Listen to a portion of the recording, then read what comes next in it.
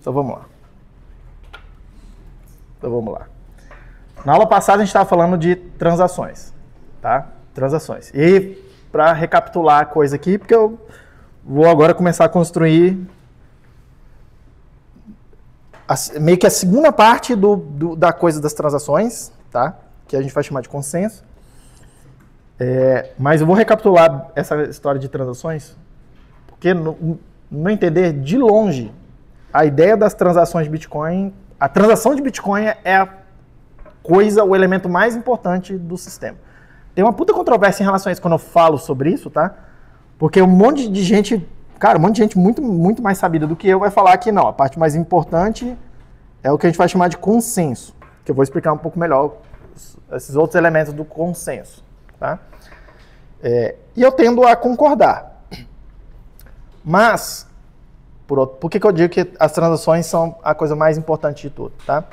Porque todas as regras de consenso que a gente vai colocar, que eu vou descrever aqui para vocês e que estão implementadas no sistema e essa coisa toda, todas elas estão postas no lugar para que as transações de Bitcoin façam algum sentido, para que elas possam funcionar.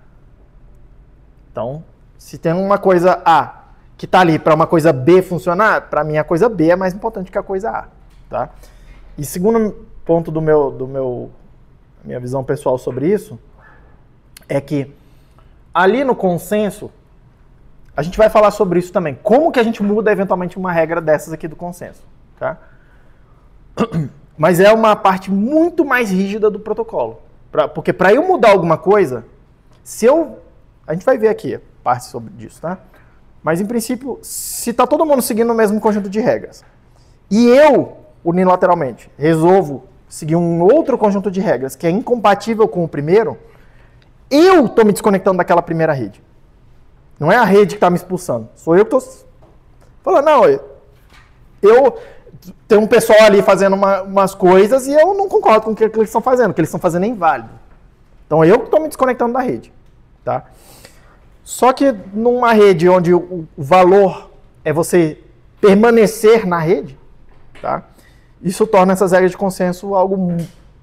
Tem um deference, né? Como é que fala isso em português? Tipo...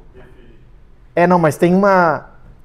Meio que tem uma força para você não questionar muito a regra de consenso também, tá?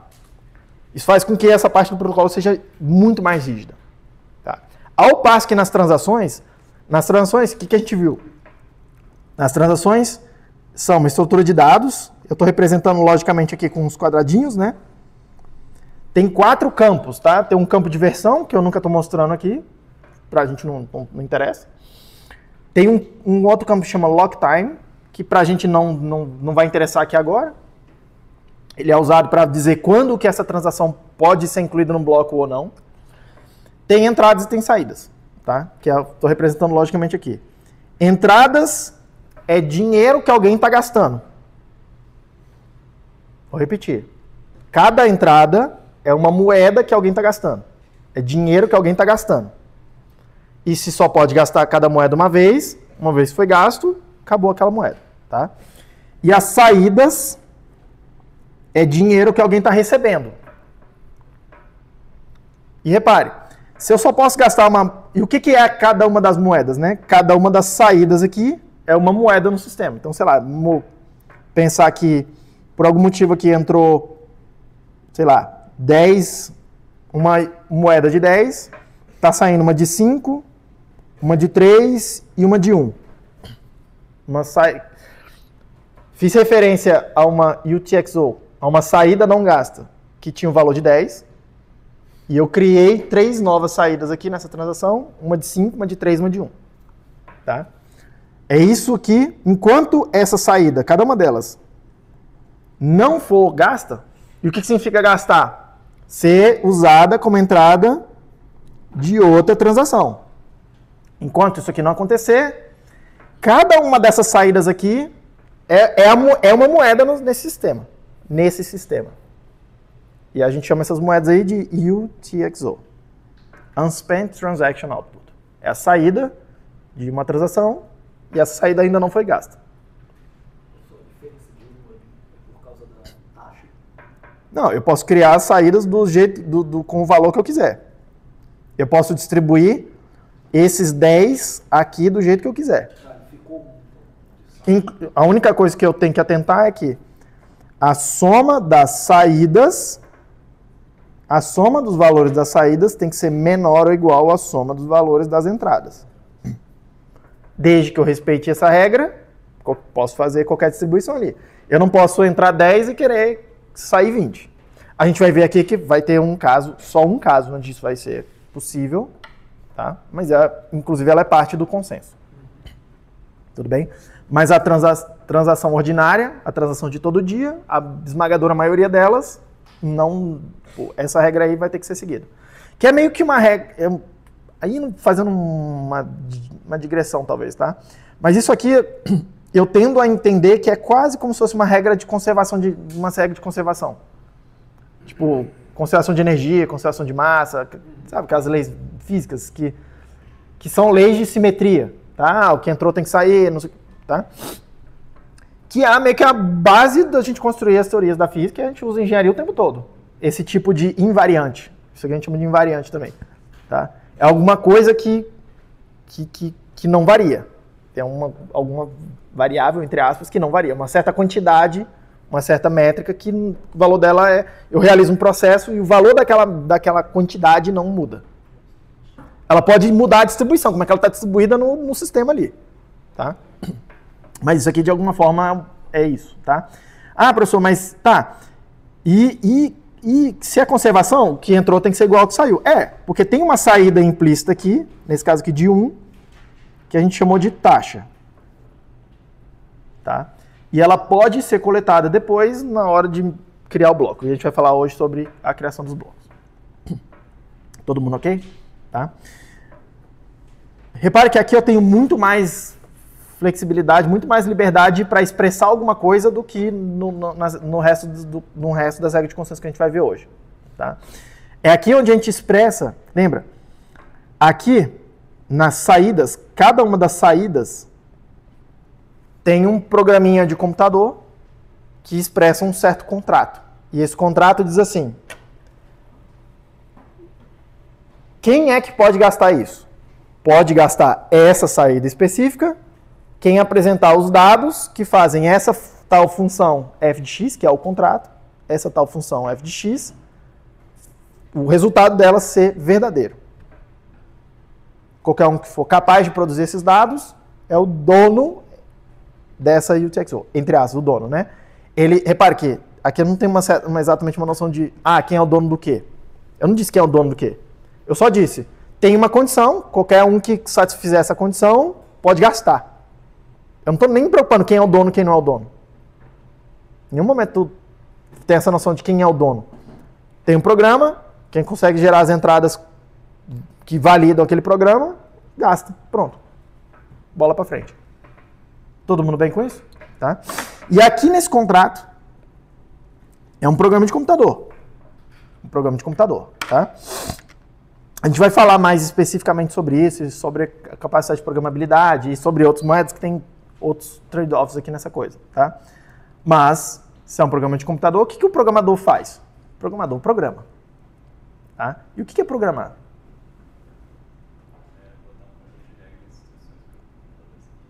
É o quê? Colocar um conjunto de regras e instruções para o computador executar. Não. O que é um programa? Isso é programar, mas o que é um programa? Quando você senta para codar, é isso que você está fazendo? Você tem um objetivo. Fala um pouco mais sobre isso.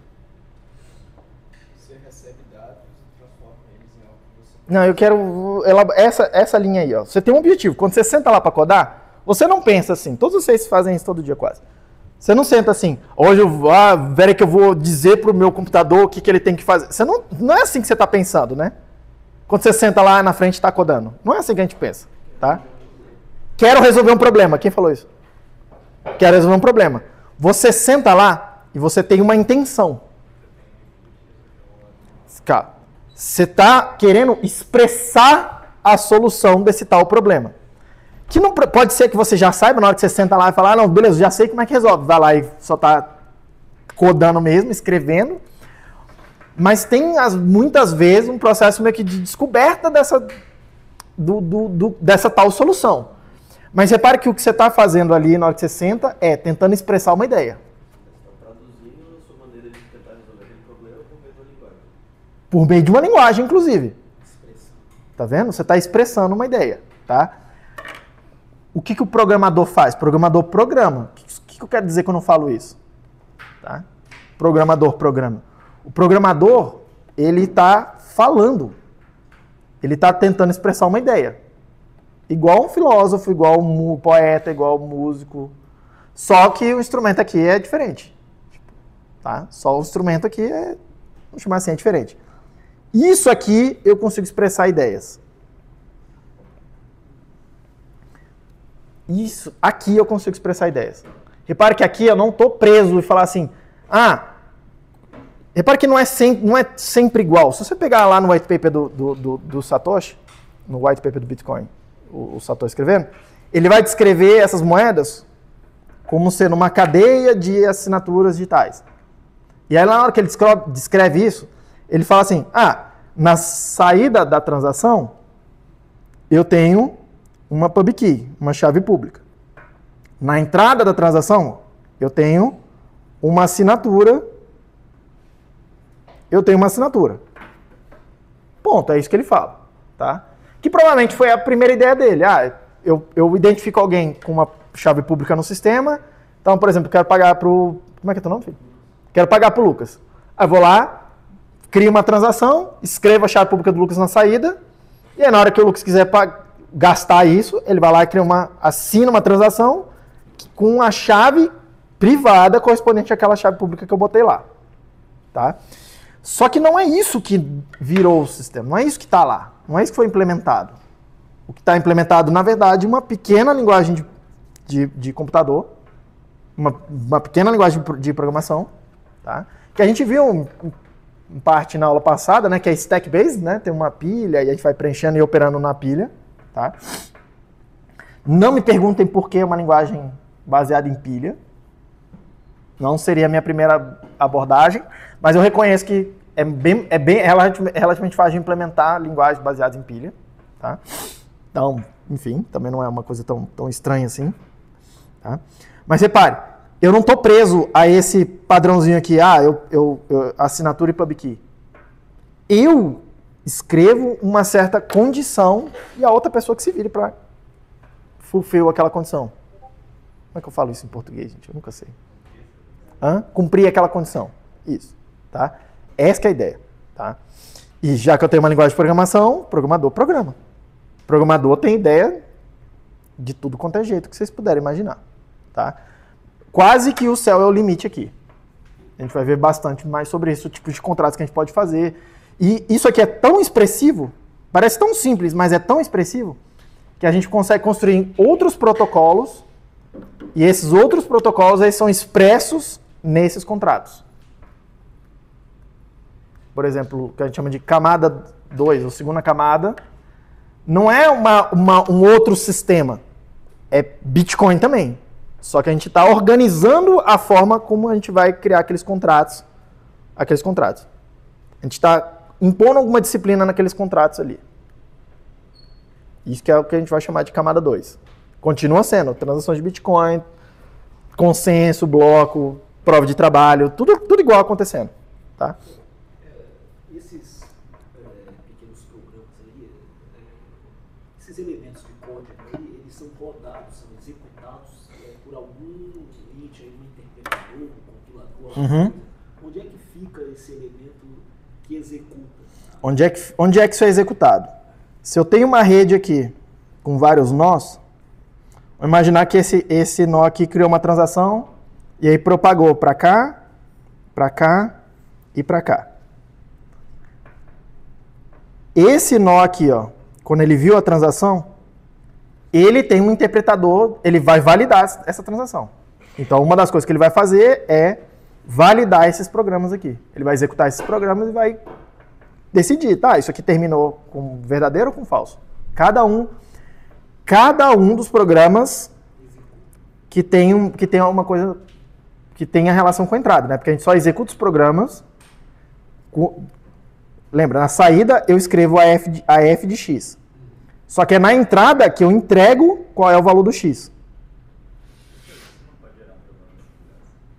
Um problema de segurança. Fala mais sobre isso.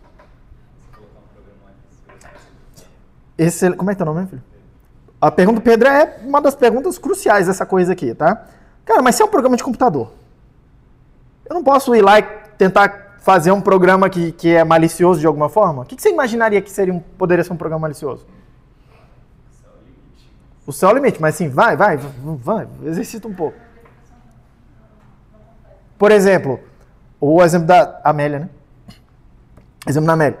Eu posso criar um programa que fica no loop infinito. Se fica no loop infinito, quando é que esse nó aqui termina de validar essa transação? Nunca. Isso é um problema. Porque isso aí é um ataque de negação de serviço. Porque enquanto eu estou lá validando, eu não posso validar outra transação. Ou eu não posso validar um bloco, por exemplo. Imagina que essa transação está num bloco. Eu nunca vi ela antes. Mas ela chegou um bloco, a gente vai falar mais sobre o bloco. Chegou dentro do bloco. Chegou dentro do bloco, eu vou validar cada uma das transações que está lá. Aí eu estou validando aquele bloco e eu fico no loop infinito. O que acontece? Enquanto eu não terminar de validar aquele bloco, eu não posso validar o próximo. E nem o próximo. E nem o seguinte. E nem o seguinte. Então, isso é um ataque de negação. Isso é uma espécie de negação de serviço. Bem trivial aqui, né? Como é que seria uma solução para isso? Um timeout. Tem um timeout. Falar assim, tá, tem entre aspas, um tempo máximo. Tem um tempo máximo. Tem moedas por aí que implementam essa noção. Qual que seria outra solução? Vocês vão inventar o Bitcoin, vai. Outra solução. O que eu estou perguntando para vocês e a variabilidade de resposta de vocês é a variabilidade de criptomoedas que tem por aí. Bora. Cada uma delas resolve isso aqui meio diferente. Não existiu possibilidade de eu fazer repetição. Se na minha linguagem não tem como fazer um loop, não tem esse problema.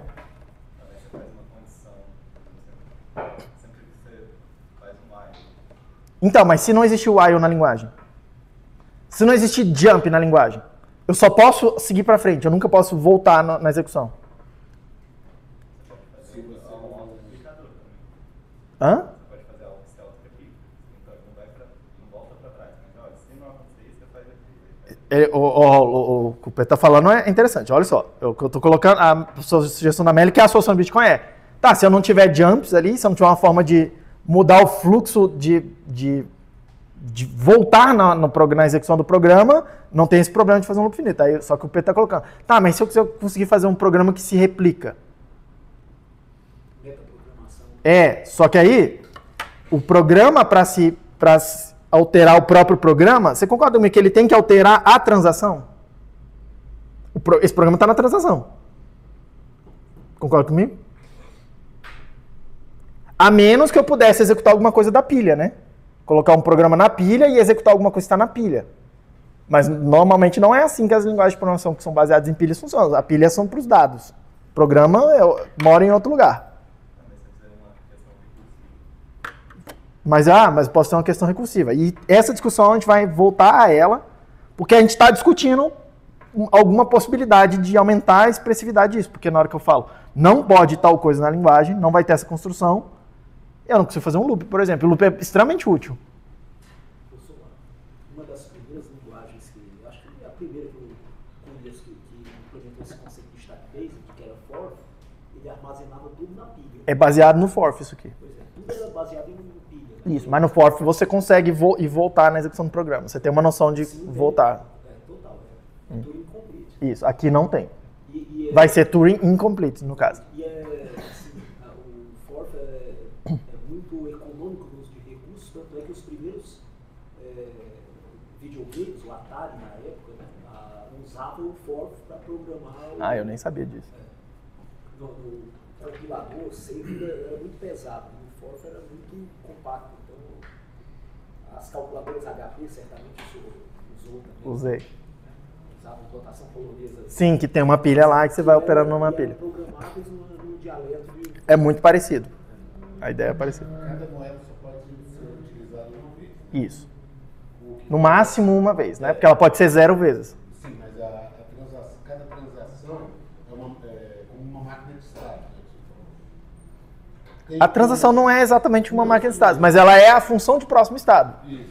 Tem como cada estado que ela se transforma, né? Que ela passa, ele ser igual a moeda que só pode ser utilizada uma vez. Então, o programa reconhece quando aquele estado já foi, ela já esteve naquele estado, ele não pode retornar àquele estado. Não sei, aí você foi bem longe. Preciso pensar nisso que você falou. Se eu estou num certo estado, se eu posso voltar. Não tem. A pergunta, para responder a sua pergunta, se eu posso voltar para um estado que eu já estava antes, a pergunta que é basicamente isso. A pergunta é, o que é o estado? O que é o estado do sistema? O valor das variáveis que ele tem nesse momento. O valor das variáveis que ele tem nesse momento. Tá, mas e aqui nesse sistema? O que é o estado? A moeda que cada um tem, as transações feitas. As moedas que existem no sistema, você concorda comigo? Então imagina que lá no primeiro bloco, a gente criou uma transação que tem uma saída de 50. Aí eu anoto, tem uma moeda com um certo identificador, ela tem um ID, essa coisa aqui.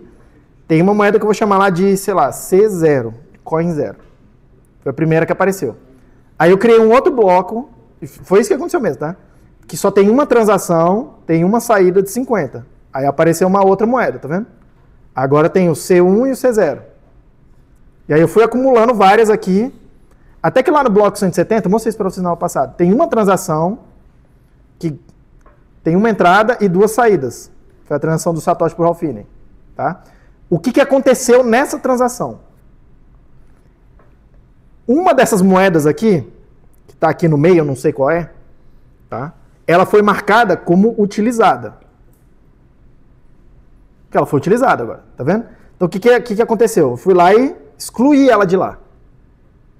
Tem um banco de dados que guarda esse estado aí. Eu fui lá e excluí ela. E ao mesmo tempo eu criei duas novas moedas. Ó. Eu vou chamar de C0 linha e de C1 linha. Olha o que? O estado novo, tá vendo? Então eu estou tentando pensar assim, tá, tem como eu voltar para um estado anterior? Porque para eu voltar para um estado anterior, eu teria que ter um estado onde não tem essas duas, mas tem aquela que já foi gasta. Entendeu? Eu acho que de maneira regular, de maneira regular não vejo como isso aconteceria. Agora, eu vejo uma forma disso acontecer, que é se a gente começar a invalidar blocos, né? Sim, mas o que você estava colocando é dentro do contrato teria uma forma de criar uma espécie de loop. Ah, tá. Não, dentro do contrato não. Porque o contrato só vê os dados que estão na pilha e uma ou outra informação sobre a própria transação.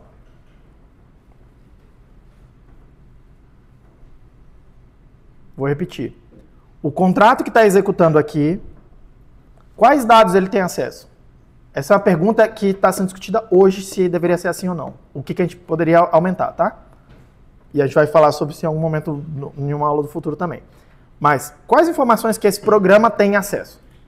Ele tem acesso às informações que eu vou colocando na pilha, só que para eu colocar na pilha, a entrada vai executar um certo programa que vai criando dados e vai colocando na pilha. Esse programa também só tem acesso à pilha, em princípio. Tudo bem? Então, repare, os dados, eles estão hard-coded aqui na entrada da transação, para eu poder ir colocando eles na pilha, ou eles vêm de alguns pedaços muito específicos da transação. Por exemplo, quando eu vou checar uma assinatura, eu preciso de uma mensagem, né? Uma das entradas de verificar a assinatura é a mensagem. O que é a mensagem? A mensagem é parte dessa transação aqui. Qual parte, professor? A parte que não tem as assinaturas, porque não tem como fazer assinatura de uma coisa que precisa de uma assinatura. Tá? Mas, enfim, basicamente é o conjunto de dados ali da transação, tirando uma outra coisa. O que mais que eu posso ver de dados que não são hard-coded aqui, que são da transação? Lembra que eu falei lá do tal do lock time? Eu posso checar o lock time aqui dentro. Usar o lock time como entrada. Tem um opcode lá que verifica o lock time, por exemplo. Tá? Tem um outro dado, que eu não estou entrando em tantos detalhes. Cada uma dessas saídas aqui tem um número de sequência. Tem um sequence, que é um outro campo, que tem a ver com tempo também. E esse sequence também tem uma instrução, um opcode, que eu consigo olhar e ver checar se aquele sequence é maior, menor, ou igual a alguma coisa. Mas é muito restrito os dados que eu tenho acesso. Fora do que está hard-coded no programa.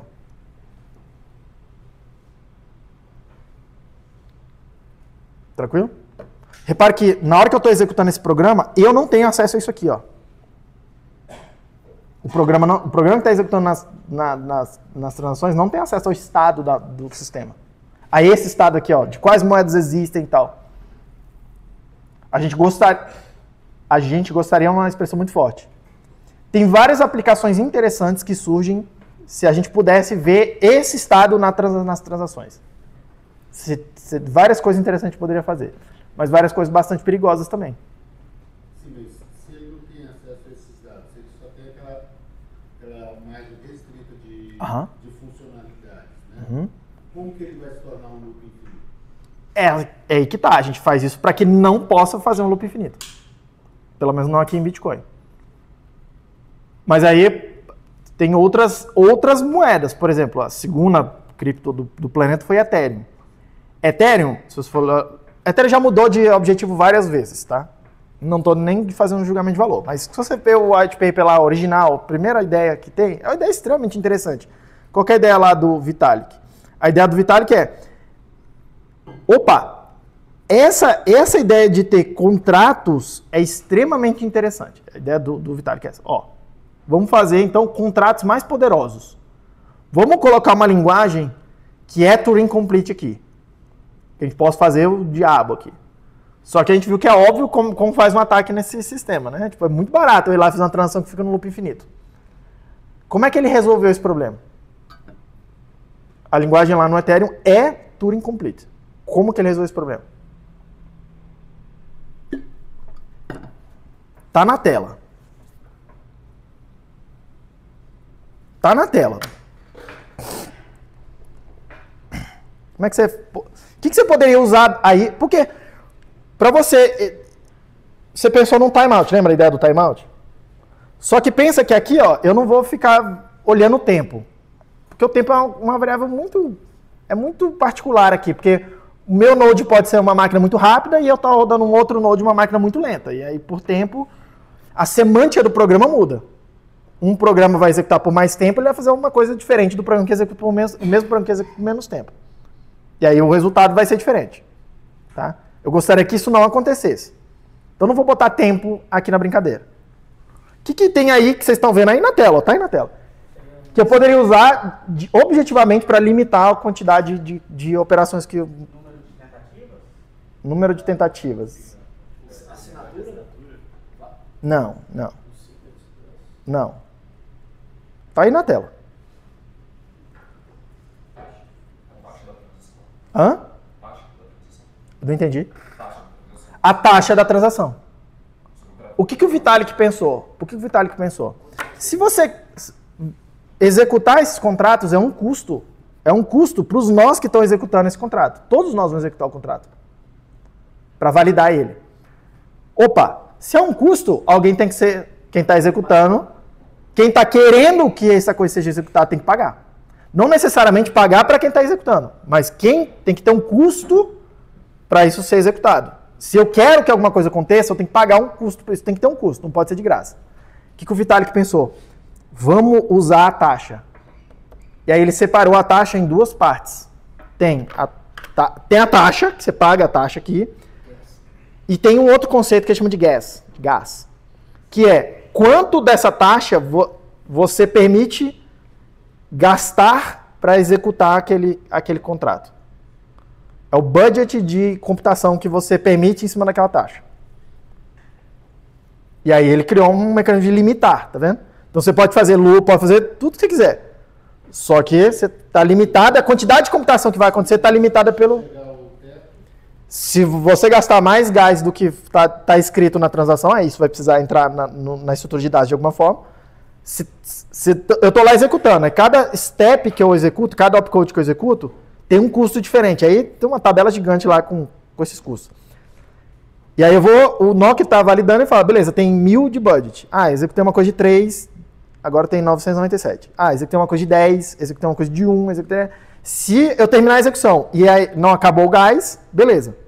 Tá tudo bem, eu vou validar ou não. Eu vou dar check ou não check, tem um resultado aí na mesma semântica. Se acabar o gás no meio da execução, eu vou falar que aquilo é inválido e vou seguir a vida. Professor, nessa situação daí, essa taxa do gás, ela só seria paga se a transação fosse válida, certo? Não, ela é sempre paga, porque ela é sempre taxa. Pois é, mas assim, eu posso prometer um gás infinito, fazer um programa gigantesco e no final o cara vai validar e isso que não é válido. Vamos por partes, mas você tem que pagar, né? Calma, imagina que eu botei uma taxa de 1.000 unidades. Lá lá no Ethereum, acho que a unidade básica eles chamam de Whey. Botei 1.000 unidades lá de taxa. Na hora que você propaga a transação, o que é essa taxa? Lembra? A taxa é a diferença entre o que está entrando e o que está saindo aqui. Tá? Se o teu programa for válido, você vai pagar aquela taxa toda, independente de quanto gastou de computação ou não. É a taxa. Pois é, mas quem está validando isso aí não sabe se o meu contrato é válido ou não até ele realmente gastar a computação. Até ele realmente gastar a computação. Sim, eu preciso validar antes de saber. É. Eu não posso prometer 1 milhão e o cara vai... Você tá vendo como isso aqui é bem mais complexo do que parece, né? Porque eu posso ir lá e continuar ainda assim criando um monte de transações inválidas e tentando fazer um flood, né? Tá vendo? Um gás gigantesco. Você fala, ó, vou te dar 1 milhão se você calcular isso aqui. Não, mas assim, a ideia básica que você está colocando para fazer um ataque, e é isso que eu acho que vocês precisam pensar quando vocês estiverem analisando todos esses tipos de sistemas, é como que eu quebro essa parada? Como que eu quebro essa parada? Como que eu quebro essa parada? O que eu faço para quebrar essa parada? Uma das coisas que você pode fazer aqui é, faz um flood, faz milhões de transações inválidas e fica propagando na rede aí, ó. Porque é barato fazer a transação. É só dado, você vai lá e cria dado e fica propagando, tá? Então precisa de algum outro mecanismo para evitar esse flooding. Normalmente o que esses nós fazem aqui, na rede Bitcoin faz isso, no Ethereum eles fazem isso, que é, se você me mandou uma transação e a transação é inválida, eu já bloqueei você, eu já desconecto de você. Normalmente é bem agressivo assim. Tipo, você me mandou uma transação, eu validei ela aqui, ela é inválida, eu desconecto de você e anoto que aquele teu IP, aquele teu endereço lá é misbehaving, né? Tipo, como é que é? Não se comporta bem. Causa confusão, desconecta e, tipo, fica aí. Entendeu? Então eu coloco um custo para fazer esse flooding aí. Faz sentido? Você repara que eu preciso ter várias mitigações para fazer essa coisa funcionar. Existe a possibilidade de você acidentalmente não dar gás suficiente para sua transação. Sim, pode acontecer. Lá no Ethereum, eu não sei detalhes do Ethereum, tá? Eu confesso para você que eu nunca fui lá olhar o código. Porque onde que está essa informação? Tem que ir lá ler o código-fonte e tal, não tem muito documento, tá? O que eu suspeito, não. Os contratos no Ethereum eles são bem mais complexos. Bem mais complexos. São programas mesmo no computador, assim, bem mais complexos, tá? No Ethereum, pode ser que você crie uma transação e você que está criando a transação, você não sabe se ela é válida ou não. Ela realmente precisa ser validada. Tá? Por quê? Porque ela depende do estado do resto do sistema. No Ethereum, as transações elas têm acesso não exatamente a esse estado aqui, mas tem um outro estado que ele tem acesso. Tá? Porque ele tem a noção de... No Ethereum não tem a noção de UTXOs. Lembra? É baseado em saldos. E aí ele tem duas noções de saldo. Tem o saldo, que é o das contas normais, e tem os saldos dos contratos inteligentes, dos smart contracts. Então, por isso que eu tô falando, é bem mais sofisticado o negócio, tá? Mas a transação da Ethereum, ela consegue ver esses saldos, de alguma forma. E aí, quando eu faço um programa de computador, repara que quando ele executa, muda a semântica dele, porque depende de qual estado atual da rede aqui. Eu não sei, no princípio. Então pode ser que eu crie um programa legítimo, que ele vai ser invalidado porque, sei lá, porque a rede está num estado e eu não paguei gás suficiente. Isso não é exatamente misbehaving. Por isso que as regras lá na parte, isso é a parte de P2P, a parte de rede. Essa parte de banir um nó no Ethereum é mais complexa. Porque, repare, tem alguns comportamentos que não são exatamente maliciosos. Tipo, é uma coisa que pode normalmente acontecer de uma transação ser invalidada. Mas pode ter certeza, isso aqui é muito bem feito lá deles, tá? É bem mais complexo, mas funciona. Mas banir o nó de Esse banir um nó é todas as decisões aqui, elas são individuais, né? O Ethereum, Bitcoin, Ethereum, Monero, essas redes, elas são em princípio descentralizadas. O que quer dizer isso? Que cada nó toma sua decisão autonomamente ali e soberanamente. Hã? Consegue fazer um estrago se você for. Eu posso criar. Qual que é o custo para eu criar novos nós que são maliciosos? Qual é o custo para eu criar novos nós que são maliciosos? É a história do Sybil Attack. Por isso que aqui é... Como é que a gente vai resolver essa história do Sybil? O Sybil ele faz sentido se a quantidade importa. A quantidade de nós importa para fazer alguma coisa. Aqui no Bitcoin, no Ethereum, em todas as criptomoedas, o que é a solução? Alguma forma de prova de trabalho, porque aí a quantidade de nós que você tem não importa.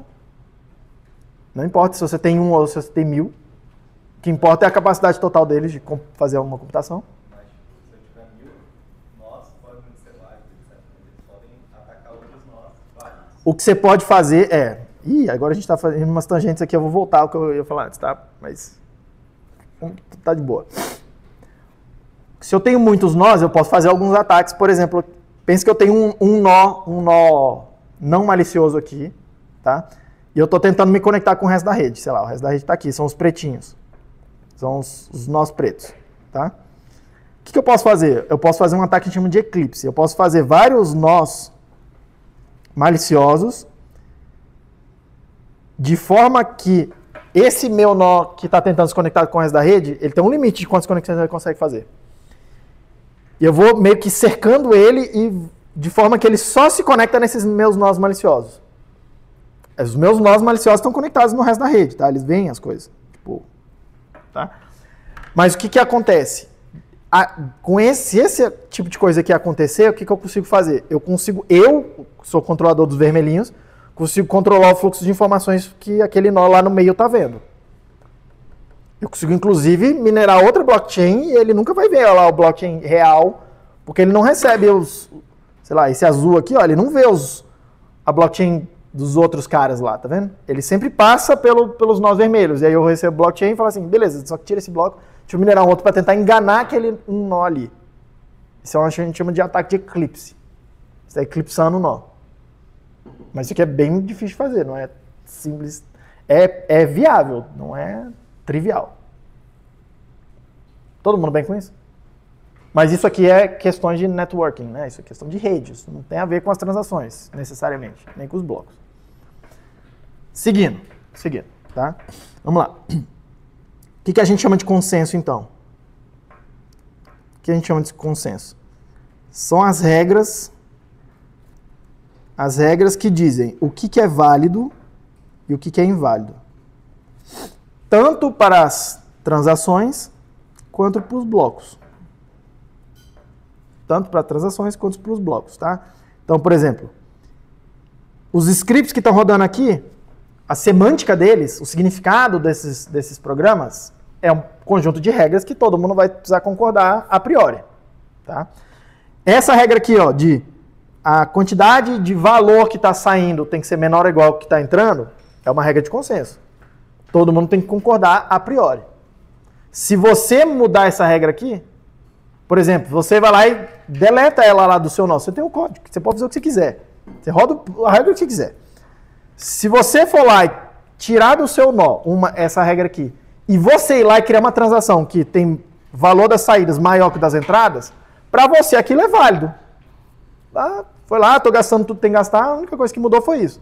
Na hora que você propagar isso para o resto da rede, cada um dos nós individualmente, vai olhar aquilo e falar, você quebrou essa regra aqui, então isso aqui é inválido. Ele não vai aceitar aquela sua transação. Para você, aquilo é válido. Para os outros, não é válido. Repara que se você perdeu a sincronia com a rede, o seu estado mudou. Porque no seu estado tem saídas aqui, C, C', bababá, que foram criadas numa transação que o restante da rede considerou como inválida. O restante da rede nunca mudou, nunca colocou isso aqui no estado. Mas no seu tem. E aí você saiu de sincronia com a rede. Na hora que você saiu de sincronia da rede, saiu. Meio que você se desconectou da rede. Bagunçou tudo. Tá? Só que repare, bagunçou você. problema é quando vários vocês se bagunçam ao mesmo tempo. Mas, por exemplo, digamos que esse nó ele ficou fora de sincronia com a rede. Ele pode voltar a ter sincronia? Pode, claro que ele pode voltar a ter sincronia com a rede. Isso é absolutamente normal. Por quê? Olha nesse exemplo aqui. Tem 1, 2, 3, 4, 5, 6 nós, são os vermelhos. O nó 1 criou uma transação, mandou para o 2, para o 3 e para o 4. E para o 4. O nó 5 e 6, eles não viram aquela transação ali acontecendo. Nunca viram isso. Então, de alguma forma, eles estão meio que fora de sincronia. De alguma forma, eles estão meio fora de sincronia. Tá? Como é que a gente vai resolver isso? Na hora que um deles minerar um bloco, vamos imaginar que o 2 minerou um bloco. Vou marcar o bloco como vermelhinho. Ele incluiu a transação preta lá naquele bloco. Tá? Ele vai mandar esse bloco para cá, vai mandar para cá, vai mandar para cá. Vamos imaginar que esse aqui validou, esse aqui validou, esse cara aqui validou. Eles mudaram de estado. Um estado diferente. Esse cara aqui mandou esse bloco para cá e mandou esse bloco para cá, depois de ter validado. Então, repare que isso demora um tempo. Depois de um tempo, esse cara aqui viu o bloco, esse cara viu o bloco, inclusive com aquela transação preta que eles nunca tinham visto antes. Foram lá, validaram tudo e viram, não, beleza, tem que mudar para esse outro estado aqui, ó. Bum. E aí sincronizou todo mundo de novo. Aí, no caso desses outros dois nós, eles não vão fazer a verificação, né? Todos nós vamos verificar tudo. Aí ele não vai, mesmo que seja assim, sei lá, a maioria não vai dizer, eu acredito que... Os nós vão validar tudo. Se o nó 5 entender que esse bloco que ele recebeu é inválido, ele simplesmente vai descartar isso e vai manter o estado que ele estava antes. Ponto final. Ele não fica falando pro outro, o nó que você mandou é inválido, acho que isso aqui... Eles não ficam votando, não existe isso. Como é que você sabe que a maioria o quê? Não diz que a maioria, diz que todos os nós participantes da rede vão validar todos os blocos. Isso não é muito custoso, não? Isso é muito custoso? É claro que é. Todo mundo está repetindo computação o tempo todo aqui. Aí a pergunta eu acho que não é essa. Mas a pergunta de $1 milhão é, tem como fazer isso sem ter um validador central? Hã? Porque o banco faz isso, não faz? Ele não valida todas as transações que passam pelo banco? O cartão de crédito não valida todas as transações que passam pelo operador de cartão de crédito? Eles estão validando tudo. O cara da vendinha lá do bazar, ele está validando as transações? Não. Só tem o validador central. A pergunta é, como é que você pode fazer um esquema que o validador central não consegue censurar você, por exemplo? Não consegue impedir uma transação. A única forma de fazer isso é não ter um validador central. Se não tem um validador central, todo mundo tem que validar. Todo mundo é um validador. Então, se um nó, por exemplo, ele passa um tempo inativo na rede, sei lá, disponibilidade lá dele e depois ele volta. Tem que validar todas as transações que rolaram. Excelente pergunta. Imaginar que o nó 5 ficou fora do ar, caiu energia, sei lá, caiu a internet, por algum motivo ficou algumas horas lá fora do ar. Vários blocos apareceram aqui. Vai aparecer o bloco vermelho, ele não viu. Apareceu o bloco roxo, apareceu o bloco azul e ele nunca viu. Vamos imaginar que todos os outros viram tudo isso aí, tá? O que vai acontecer? Na hora que ele se conectar na rede de novo, vamos imaginar que ele conectou aqui no 6, tá? Primeira coisa que eles fazem, esses nós, tem um processo de handshaking lá. E eles vão trocar e falar assim, eu estou na altura tal, eu vi tantos blocos. E o outro vai falar, eu vi tantos outros blocos. Se um deles percebe que o outro viu mais blocos, ele começa a pedir. Então me dá esses outros blocos aqui, ó. A partir daqui, me dá todos esses blocos aqui. E aí ele vai recebendo e vai validando. Um por um. Transação por transação que está no bloco. Um por um. Se eu me quiser me conectar agora, tem que ver desde o início do dia. Se você quiser se conectar na rede agora, um nó virgem, entre aspas, né? O seu nó vai fazer esse processo que a gente chama de IBD, que é o Initial Block Download.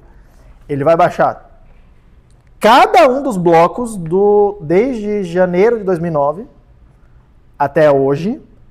São 900 e poucos mil blocos, tem agora, né? Então ele vai baixar alguns gigas de dados. E não é só baixar, ele vai validar cada um desses blocos. E isso, eu ainda não expliquei o que é o bloco. Tem as regras específicas dos blocos. Mas nos blocos tem a lista de transações. Para cada transação que está no bloco, ele vai validar cada uma por uma. Uma por uma.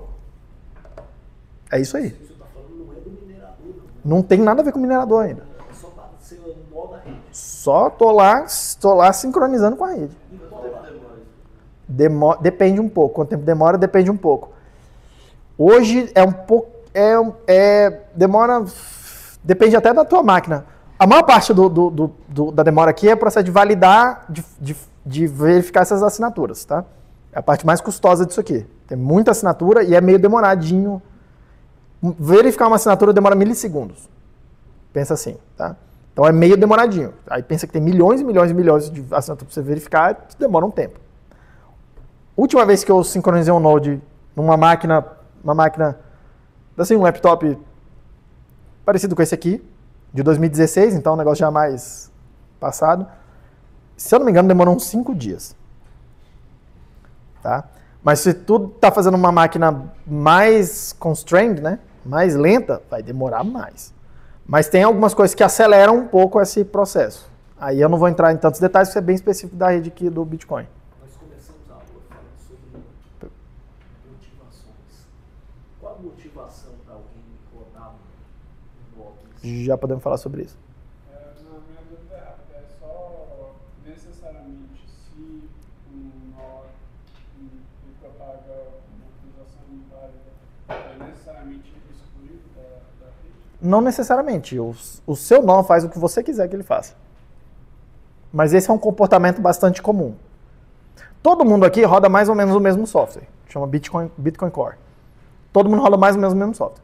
Então todo mundo faz mais ou menos a mesma coisa. Só que duas coisas você pode fazer. Ele tem vários parâmetros de configuração que você pode configurar, e aí ele muda um pouco o comportamento. E você pode ir lá, pegar o código-fonte, mudar alguma coisa no código-fonte. Vou mostrar algumas coisas no código-fonte hoje para vocês, alguns trechinhos de coisas relativamente simples, mas que são parte do consenso. Você pode ir lá e mudar uma coisa daquelas lá e falar, velho, o meu agora é assim, ponto. Vou fazer Edilcoin. Aí eu mudo um número lá e virou Edilcoin, acabou. Pronto, final. Todo mundo bem? Posso ir pra frente? Beleza. Então vamos lá. Então a gente viu boa parte das regras das transações. Vamos ver as regras para os blocos, tá? O que é um bloco? O que é um bloco? Bloco é uma estrutura de dados que tem dois campos. Tem um cabeçalho. Tem exatamente 80 bytes. Eu vou mostrar agora para vocês o que são esses 80 bytes. Tá? E tem uma lista de transações. Uma lista mesmo, assim. Tipo, pega a transação, eu vou chamar aqui de T0. Pega a transação 0, depois transação 1, depois transação 2, bababá, uma atrás da outra, até a transação N, que está incluída naquele bloco. Tá? Tecnicamente aqui, essa lista é só ir concatenando mesmo os bytes. Tem a transação, depois a outra, depois a outra, depois a outra. Tá? Não precisa... Cada transação ela é bem definida, como é que é o parsing dela. Então, quando ela começa, você sabe onde ela... Você vai parseando ela, você sabe quando terminou. Tá? Aqui não é linked list, é um array mesmo. Assim, tipo, todo um bolão. Tá? E tem um contador aqui no início dizendo, tem, no caso aqui, n mais 1 elementos. No início da lista, falando, tem 1000 transações aqui a seguir. E aí você vai pegando essas 1000 transações, tá? Mas enfim, é uma lista de transações, tá? O que tem nesses... E cada uma delas tem que ser válida, certo? Assim, isso... Depois do header, 80 bytes, tá? O que tem nesses 80 bytes, tá? Vamos lá, o que tem nesses 80 bytes? Ih, caramba, fui lá na frente, não era sobre isso que eu queria falar. Tá, antes de eu falar do que tem nesses 80 bytes, eu quero falar uma coisa sobre essa transação aqui, ó. Porque ainda é transação, tá? Sobre essa primeira transação que entra no bloco. Essa primeira transação que entra no bloco é uma transação especial, a gente vai chamar ela de Coinbase Transaction. Uma Coinbase, tá? Essa e somente essa transação, ela segue regras um pouco diferentes das outras transações. Tá? A primeira regra é que ela não gasta dinheiro nenhum. Ela não gasta dinheiro nenhum. Isso não quer dizer que não tenha um TXID e um index. Lembra que era isso que tinha na entrada da transação? Tem um TXID, um index, tem um script SIG, que cria os dados para validar a transação, quando eu estou gastando alguma coisa. Tá? Na Coinbase Transaction, obrigatoriamente, isso aqui é tudo zero. São 32 bytes de zero, porque isso aqui é um hash. Tá? Tudo zero. E aí tudo zero indica que tipo, você não está gastando nenhuma delas. E o index é tudo F. É exatamente esse valor aí. Tá? Tudo F, na prática, é muito maior do que a quantidade de saídas que a gente conseguiria indexar aqui. Tá? Mas, enfim, não vou ficar mostrando por quê. Mas na prática é. Na prática não dá para criar uma transação com F, vários Fs aqui. Eu nem sei quantos Fs são. Acho que são 32 bits. Não tem como criar uma transação com tantas saídas assim, na prática. Tá? Mas, enfim, isso é detalhe. Tudo bem? Mas isso aqui indica para mim, sinaliza que essa aí é uma Coinbase Transaction. Tá? E repare, ela não está gastando nenhum dinheiro. Ela não está gastando nenhum dinheiro. O script SIG, em princípio, tá? Em princípio, são dados arbitrários. Pode botar, em princípio, o que você quiser aqui. Você pode botar o que você quiser, em princípio, tá? Hoje em dia não é exatamente assim. Você tem algumas coisas que você precisa colocar ali, algumas informações que são obrigatórias, que eu vou comentar, mas você ainda tem um espaço de qualquer coisa que você pode colocar lá, meio que qualquer coisa, tá? Meio que qualquer coisa. Foi lá que foi nesse campo que o Satoshi botou lá aquela frase lá, né? The Times, não sei o quê, bababá, que é aquela mensagem que tá lá no bloco Gênesis, tá? É aqui, ó, nesse campo que tá lá essas mensagens, porque isso aqui ele pode escrever, em princípio ele pode escrever o que ele quiser, tá? Em princípio. A gente vai ver que mudou algumas regras ao longo do tempo, tá? Mas inicialmente era qualquer coisa, tudo bem? Então repare, eu gasto dinheiro nenhum. E eu posso criar quantas saídas eu quiser. As saídas são saídas normais. Entre aspas, saídas normais. Tá? Tem quanto, tem um amount e tem um script pub-key, que é um contrato do mesmo jeito que diz, ó, quem é que pode gastar esse troço? Como era antes. Tá? Só que essas saídas aqui, elas seguem mais algumas regras adicionais. A primeira delas é, uma saída dessas aqui tem que esperar 100 blocos para ser gasta. Então imagina que eu criei essa transação aqui, essa Coinbase, no bloco 1000. No bloco 1000 tem uma dessas. No bloco 1001 tem uma dessas. Todos os blocos têm uma dessas. No bloco 1000 tem uma saída lá de algum valor. Nessa transação aqui. Qualquer transação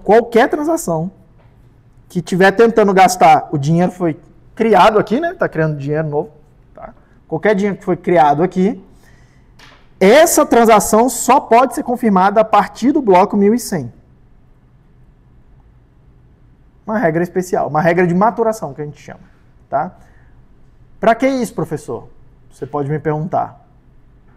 A gente vai ver que na hora que a gente vai vendo os blocos, pode ser que eu precise reorganizar. Preciso pegar alguns blocos e jogar eles fora, mesmo depois que eu já tenha validado eles, jogar fora em função de outros blocos que têm mais prova de trabalho. Isso pode acontecer, isso é absolutamente normal.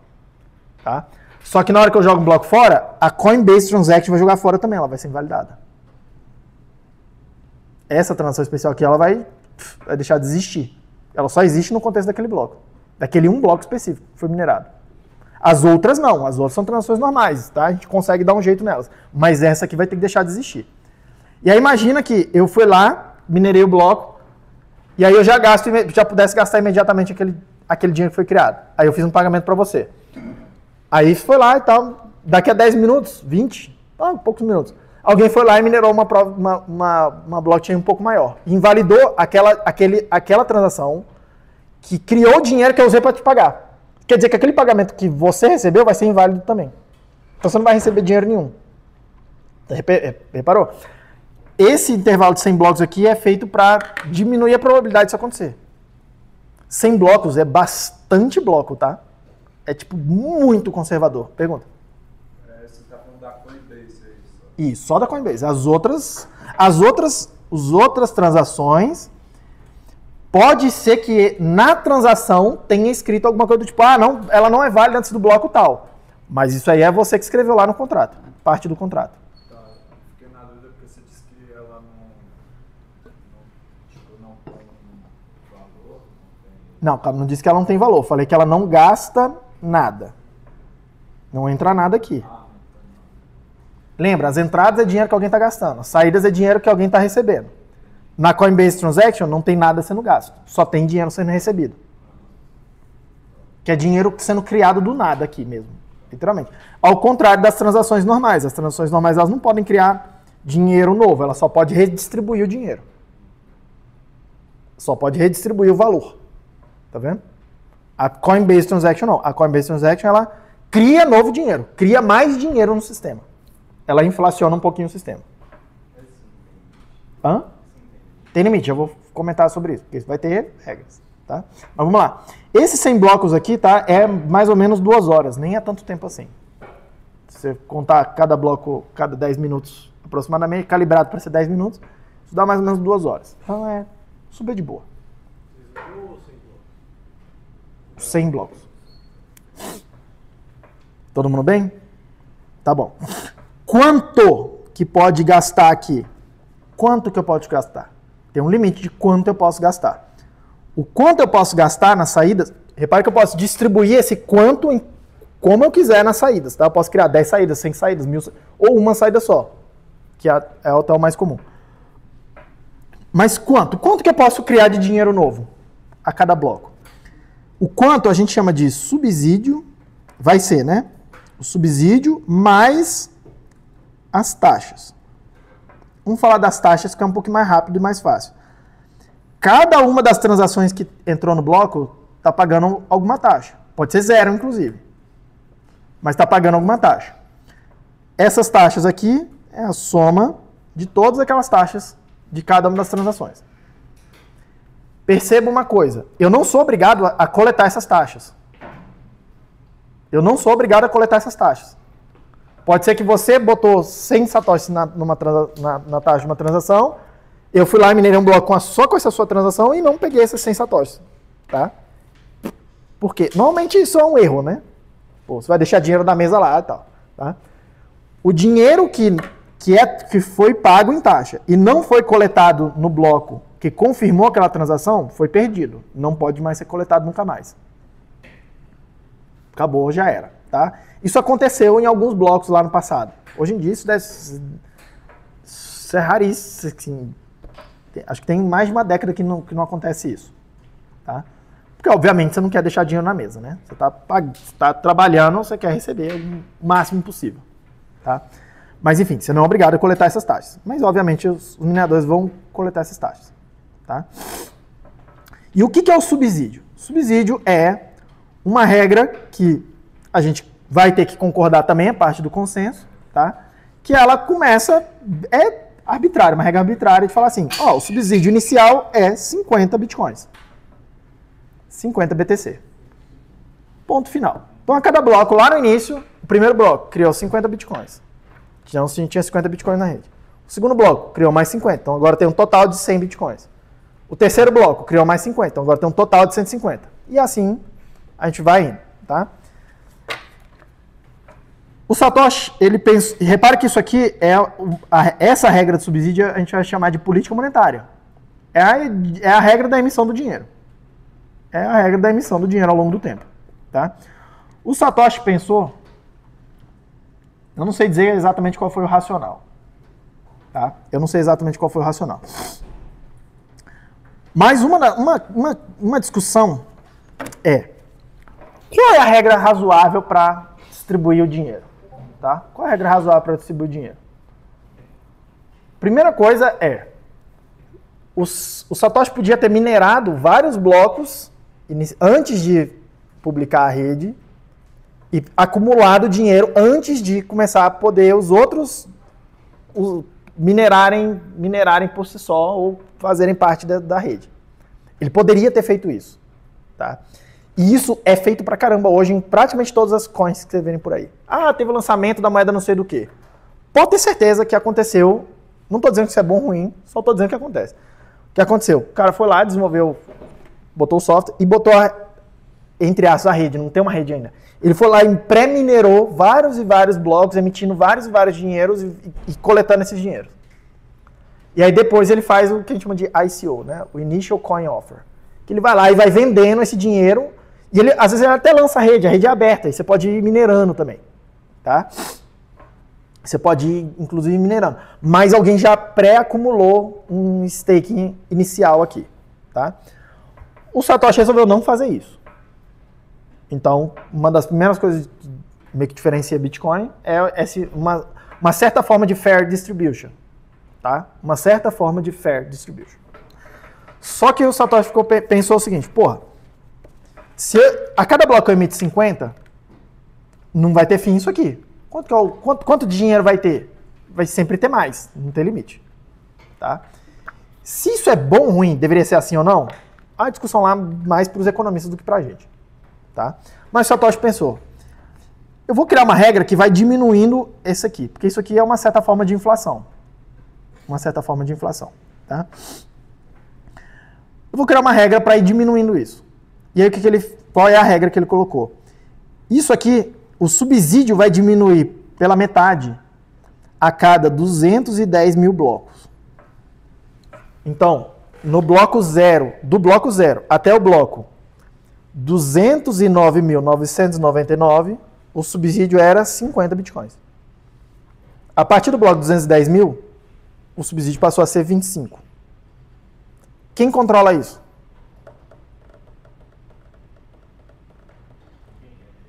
Todos os nós controlam isso. Imagina que eu estou aqui, ó, de novo lá. Cada um dos nós precisa ir lá e seguir essa própria regra. Porque o que vai acontecer? Imagina que o 5 aqui minerou o bloco 210 mil. Ah, sei lá.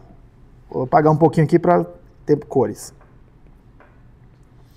Vou imaginar que esse roxinho é o bloco 210 mil. Todo mundo na rede está seguindo a regra de que agora a recompensa é 25. Só que o 5 pensou, 25 nada. Eu vou botar 50. Tava todo mundo aceitando 50 até agora. Aí ele vai lá e cria a Coinbase Jack com 50. Na hora que ele propagar isso aqui para os outros nós, os nós vão validar esse bloco, certo? O que eles vão ver? Uma das coisas que eles vão ver é a Coinbase Transaction está criando o subsídio correto? Está criando mais dinheiro do que deveria? Nesse caso está. O que eles vão fazer? Rejeita o bloco. O que vai acontecer aqui nesse caso?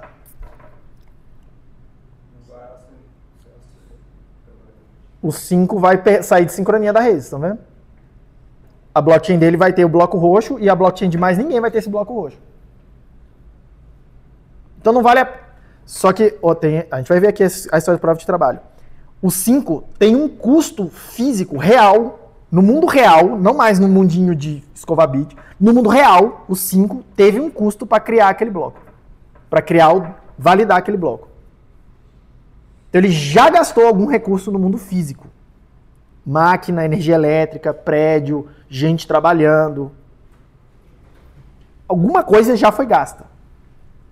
E a recompensa que ele supostamente receberia foi rejeitada pelos outros nós. O que aconteceu? Você concorda que ele vai perder dinheiro no mundo real, ele está mais pobre. Porque ele fez um trabalho e foi rejeitado por todo mundo. Foi rejeitado por todo mundo. Tem um incentivo monstruoso para que ele não faça isso.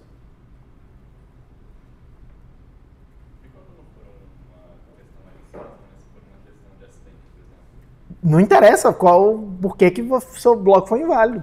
Foi inválido, é inválido. Por exemplo, quando você está na mudança da vontade, o bloco pode ser descontinuado, aí essa mudança... Ah, mas foi um bug no meu software. Problema seu. O resto da rede, ela não vê isso. Ela só vê o dado que você mandou para ela. Mandou um dado, o meu nó vai olhar e falar assim, isso aqui é válido? Se for válido, eu aceito. Se for inválido, eu não aceito. Tchau.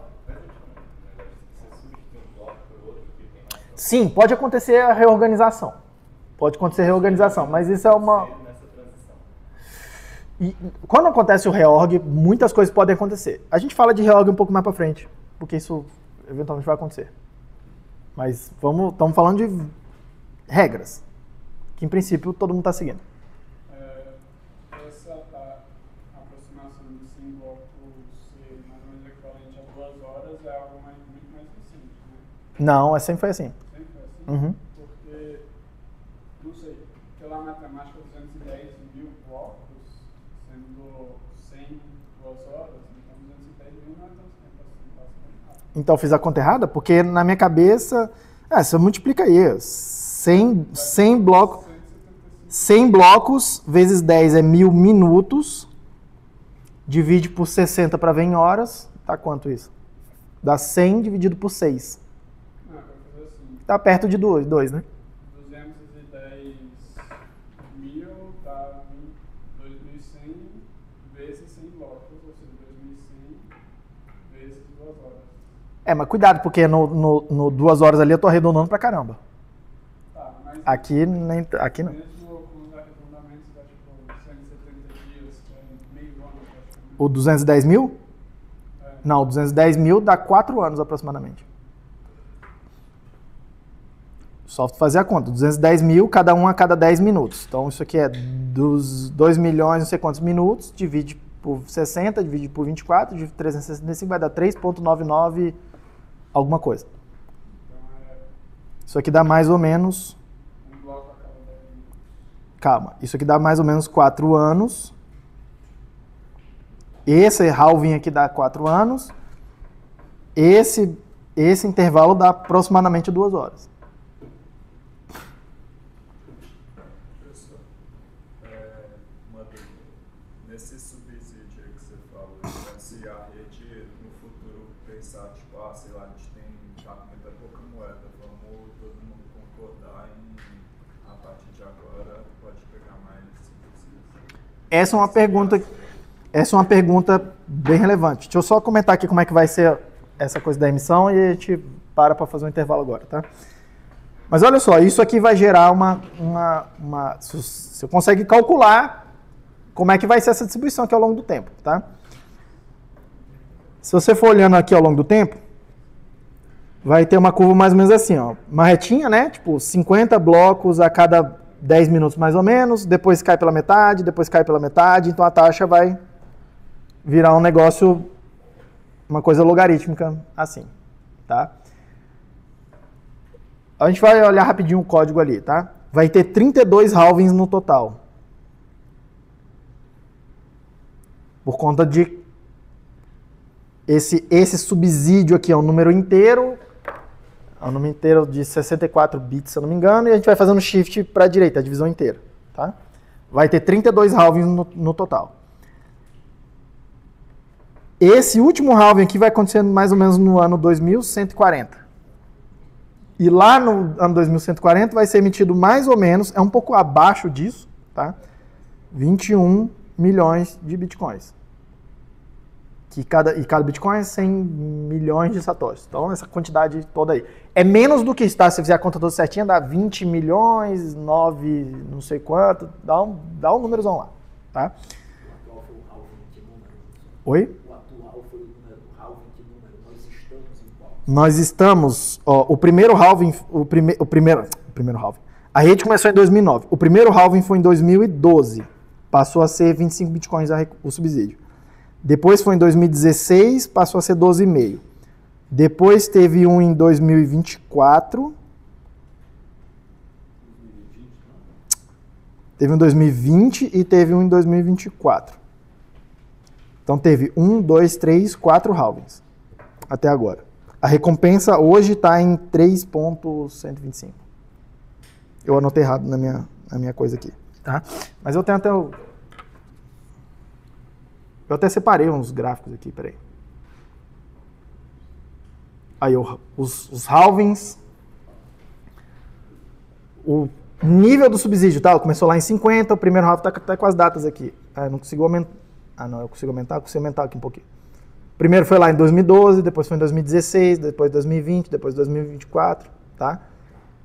Daqui pra frente é tudo estimativa, a gente não sabe exatamente quando vai ser, tá? Mas é mais ou menos por aí, ó. Mais ou menos ali no início de 2028, depois em algum momento no início de 2032, e assim até mais ou menos no início de 2140, quando não vai ser mais emitidos bitcoins. Isso se a gente continuar seguindo essa regra aqui. Ah, professor, mas a gente pode mudar essa regra? Sim, a gente pode mudar essa regra. Como é que a gente muda a regra? É só os nós todos chegarem num consenso de que a regra não é mais aquela e agora é outra, tá? Só que isso é um mecanismo bem mais complicado. Vou falar um pouco mais sobre isso na hora que eu estiver falando mais de governança, tá? Porque eu vou diferenciar entre regras que são compatíveis com as regras anteriores e vão ter regras novas que são incompatíveis com as regras anteriores. E isso faz muita diferença. Todo mundo que já tem Bitcoin, às vezes até de alguma quantidade considerável, se você faz uma nova emissão e o seu valor passa a diminuir, será que o pessoal vai concordar tão facilmente assim? Não sei, o futuro vai dizer. O futuro que vai dizer. Então, isso aqui é o esquema da emissão, tá? Ainda, só para dar uma noção de escala. Só para dar uma noção de escala e da velocidade dessa emissão aqui, tá? A gente está aqui, né, ó, no início do sistema ainda. O sistema vai parar de emitir lá em 2140, daqui a mais de 100 anos. Tá? Daqui a mais de 100 anos. Hoje a gente emitiu 19.900.000 e qualquer coisa bitcoins. Isso aí é mais ou menos 95% do supply já. Então a gente está mais ou menos aqui assim já nessa curva. É muito rápido no início. Tá? Então, do supply novo, já foi quase tudo. Tá? 95%. Quer dizer que tem mais uns 5% aí para minerar, né? Para ser criado aí, para ser emitido até 2140. Repare que é muito menos do que já foi hoje. Tá? E tem esse tempo todo até essa coisa acontecer. Todo mundo ok? Então, em parte é para dizer, a gente não viu nem ainda como é que minera, mas em parte para dizer, cara, a melhor forma, se você está interessado em ter Bitcoin em algum momento, a melhor forma provavelmente a melhor forma é você encontrar alguém que está disposto a trocar Bitcoin por alguma coisa. Hoje. Porque é onde está a maior parte das moedas. O que tem para ser minerado tem muito pouco já. Não que não vale a pena minerar, tá? Enfim, já é um outro rolê. Todo mundo bem? Vamos fazer um intervalo aqui e a gente volta depois dele.